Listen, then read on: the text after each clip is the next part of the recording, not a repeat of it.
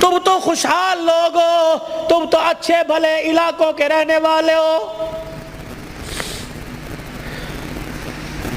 چلے کی جماعت نوش کی سے آگے زارو، کوئٹہ کے اندر مغرب کی نماز کے وقت ہم اترے، یہ 2007 کی بات ہے، ہم مسر کی دال پکائی اور روٹی آٹا خود لے کے گئے تھے، جیسی کیسی روٹی پکائی، جب مغرب کے بعد کھانا کھانے لگے یا عشاء کے بعد مدرسے کے طالب علموں نے دیکھ کے ہمیں رونا شروع کر دیا، بار بار ہم نے کہا کھانا کھاؤ، روتے ہوئے اندر چلے گئے۔ جب تہجد کی نماز کا وقت ہوا، اللہ کی قسم کمرے سے چیخ مار مار کے رونے کی آواز آئی۔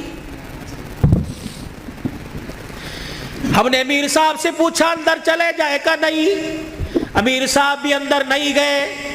فجر کی نماز کے بعد وہ کچھ بچے امام صاحب کے آلے دوالے بیٹھے تھے، ہم نے کہا حضرت خیر ہو؟ فرمانے لگے آج چوتھا دن ہے قرآن کے طالب علموں نے کچھ نہیں کھایا، تمہاری دال روٹی دیکھ کر طالب علموں کو رونا آ گیا۔ اللہ اکبر، میرے بچوں کو اشارہ کیا خبردار اندر آ جاؤ، اللہ اکبر، تمہارا پردہ علم پہ ظاہر نہ ہو جائے۔ انہوں نے پوچھ لیا کچھ کھایا نہیں، تم کہو گے کوئی نہیں کھایا، اللہ اکبر، تمہارے اس بول سے کہ عرش والا ناراض ہو گیا، عرش والا ناراض ہو جائے، کہیں تمہارے سے قرآن کی دولت نہ چھین لے۔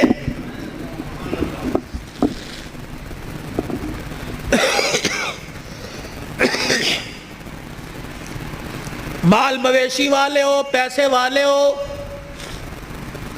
قاری صاحب اللہ پاک کا نوجوان تحفہ تمہارے پاس ہے، مولانا ہمیں ایسا ادارہ بتاؤ جہاں قرآن پڑھایا جاتا ہو، یا اپنے علاقے کے اندر ایسا کوئی ادارہ قرآن جہاں پڑھایا جاتا ہو، پڑھنے والے کے ماں باپ گھر والے غریب ہو۔ اللہ اکبر، بار بار کہہ رہے ہو بچے قرآن چھوڑ دے، محنت مزدوری کر لے، گھر کا چولہا چل جائے گا، اللہ اکبر، ایسے بچے کے لیے 1000 روپیہ مقرر کر دو، 2000 روپیہ مقرر کر دو۔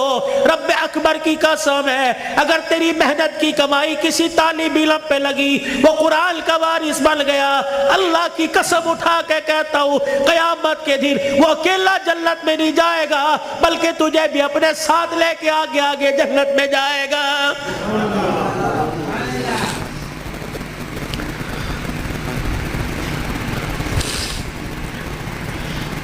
آخری جملوں میں اپنی بات کو لے کے جاتا ہوں، میرے عزیزو، کل ابو ذر نے دولہا بننا ہے، اللہ اکبر، ایک جوان عورت کو، لڑکی کو اپنے گھر لے کے آنا ہے، پھر ایسے ملیں گے جیسے بڑے پرانی رشتہ داری ہو، کیا پتہ رشتہ دار یا غیر رشتہ داروں میں شادی ہو رہی ہو، اللہ اکبر، میرے عزیزو، اللہ غنی، اس ابو ذر سے کہتا ہوں ساری زندگی بیوی تیرے پاس ہے، تیرے ہاتھ کا میوہ ہے، جب رات کو بیوی کے کمرے میں جائے اسے بھی وضو کروا لینا، خود بھی وضو کر لینا، کہا آ جا پہلے اللہ کے آگے جھک کے شکریہ ادا کر لے، اللہ نے تجھے کوٹھے سے بچا لیا، اللہ نے تجھے حوث کا نشانہ بنانے والوں سے بچا لیا، اللہ نے تجھے بغیرت کی نگاہوں سے بچا لیا، پتہ نہیں اگر تیرے بھاگ پھوٹ جاتے پتہ نہیں کون سے کوٹھے پہ جا کے بیٹھتی۔ اللہ تجھے قرآن کے سائے میں پروردگار عالم نے تجھے میرے گھر بھیجا، تو بھی شکرانے کے نفل پڑھ، میں بھی شکرانے کے نفل پڑھوں،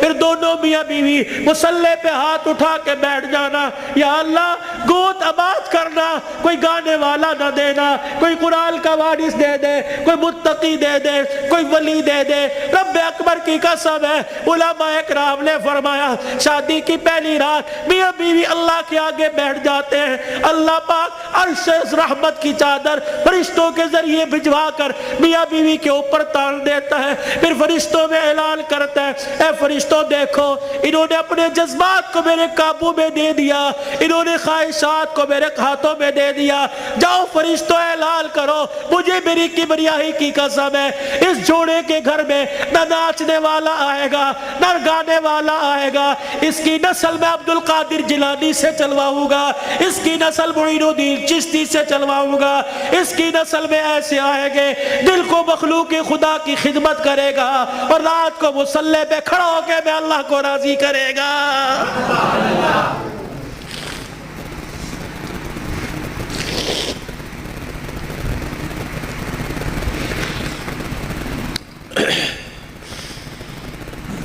صبح حضرت علی فجر کی نماز پڑھ کے آئے، دروازہ بجا، کون؟ فاطمہ۔ اندر آئے، سیدہ فاطمہ الزہرا رضی اللہ تعالی عنہ چکی چلا رہی ہے، صبح ادھر آٹا گوندا جا رہا ہے، فاطمہ ایک وقت میں دو کام، ادھر کپڑے بھی دھر رہے ہیں، ادھر گھر میں جھاڑو بھی دے رہی ہے۔ فاطمہ خیر ہوئے، سارے کام کر رہی ہے۔ اے علی میرے پاس وقت بڑا کم ہے، خیر ہوئے صحیح۔ حضرت علی نے ہاتھ سے پکڑا، اٹھا کے بستر پہ لے گئے، لیٹ جا، ساری رات مصلے پہ رہی ہے۔ سیدہ کے بالوں میں ہاتھ پھیرا جا رہا ہے، فاطمہ خیر ہوئے، وقت کم ہے۔ ہاں علی، کس نے کہا؟ خیر تو ہے۔ اے علی فجر کی نماز پڑھ کے بیٹھی تھی، اللہ اللہ کر رہی تھی، بیٹھے بیٹھے میری آنکھ لگ گئی، مجھے خواب میں میرے ابا کی زیارت ہو گئی، میں نے دیکھا میرا باپ میرے گھر میں، کبھی اس کمرے میں، کبھی ویڑے میں، کبھی یہاں دیکھ رہا ہے۔ اچانک میں اپنے ابا کے سامنے ہو گئی، میرا ابا مجھے سینے سے چمٹا کر زاروں قطار رونے لگا۔ میں نے کہا ابا خیر تو ہے، کیا بات ہے؟ کب بیٹی کہاں چلی گئی تھی، کب سے تلاش کر رہا ہوں۔ میں نے کہا ابا کیوں؟ کہا فاطمہ تیرا باپ تجھے لینے کے لیے آ گیا ہے۔ حضرت علی کہنے لگے خواب ہے؟ کہا علی نہیں، ابا کچھ اور بھی کہہ کے گئے کیا؟ فرمایا فاطمہ آج بھی تو نے روزہ کس سے رکھا؟ میں نے کہا ابا کھجور کے دانے اور پانی کے گھونٹ سے، سینے سے لگا کے کہا بیٹی آج تو نے روزہ علی کے دسترخوان پہ رکھا، افطاری کے لیے تیرا باپ دسترخوان بچھا کے تیرا انتظار کر رہا ہے۔ میں کپڑے دھو کے جا رہی ہوں، میرے بعد تجھے تکلیف نہ ہو، میں کھانا پکا کے جا رہی ہوں، تجھے تکلیف نہ ہو۔ اتنے میں حضرت حسن حسین آ گئے۔ فاطمہ بچے چھوٹے ہیں، فاطمہ بھی تو نے دیکھا کچھ نہیں، نہ چھوڑ کے جا۔ میاں بیوی ایک گاڑی کے دو پہیے ہوتے ہیں، خدا کے واسطے ہوا کا تناسب اونچا نیچا ہوا، گاڑی لڑکھڑائے گی، گھر کی زندگی خراب ہوگی۔ برداشت کرنا سیکھو، بیوی بھی برداشت کرنا سیکھے، مرد بھی برداشت کرنا سیکھو۔ جتنا برداشت کرو گے اللہ اتنی محبتیں پیدا کرے گا، اور جتنے جواب دو گے، گھر بنا نہیں کرتے، اللہ کی قسم گھر ٹوٹا کرتے ہیں۔ بچے چھوٹے ہیں، سر پہ ہاتھ پھیرا دونوں کے۔ علی تیرے سے کچھ مانگو دو گے؟ کہ کیا؟ کہ 3 وصیتیں ہیں، 3۔ علی تجھے اجازت ہے میرے مرنے کے بعد جس سے چاہے شادی کرنا نیک عورت سے، تجھے اجازت ہے۔ علی دوسری نصیحت وصیت، علی 29 دن اپنی بیوی کے پاس گزارنا، 1 رات ان بچوں کے پاس گزارنا۔ علی بڑے چھوٹے ہیں، انہیں باپ اور ماں کا پیار دینا، جب حسن حسین جوان ہو جائے انہیں اللہ کے سپرد کر دینا۔ فاطمہ ایسی باتیں نہ کر۔ جب یہ سنا تو ابا سے کہنے لگے ابا کہاں جا رہی ہے؟ حسن حسین۔ ماں نے دیکھا، آنسوؤں کو صاف کر کے کہنے لگی جاؤ نانے کے روزے پر اپنا اور میرا سلام کہہ کے آؤ۔ حضرت حسن حسین رضی اللہ تعالی عنہ سلام کہنے گئے، روتے ہوئے واپس آ گئے۔ فاطمہ، ہاں سیدہ فاطمہ نے دیکھا بچوں ابھی گئے تھے ابھی واپس آئے، کیوں؟ اما نانا ابو نے بھیجا ہے۔ بیٹو کیوں؟ کہ اما نانے کے روزے پہ جا کے سلام کیا، روزہ انور سے آواز آئی جاؤ اپنی ماں کے پاس چلے جاؤ، نانے کا روزہ تو بعد میں مل جائے گا لیکن ماں کا چہرہ آج کے بعد تمہیں کبھی نظر نہیں آئے گا۔ اللہ، کہاں جا رہی ابا؟ علی کا خیال کرنا۔ علی تیسری میری خواہش یہ، وصیت یہ، بول فاطمہ جب سے تو میرے گھر میں آئی ہے تو نے آج تک کوئی سوال ہی نہیں کیا۔ علی میرے باپ نے میرے منہ پر تالا لگا دیا تھا، علی کی حالت پتلی ہے، علی کا روزگار کوئی نہیں، فاطمہ علی سے کوئی سوال نہ کرنا۔ مانگ فاطمہ۔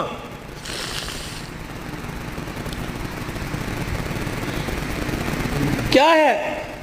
علی اللہ کے واسطے اپنے حق مجھے معاف کر دے۔ اللہ اکبر۔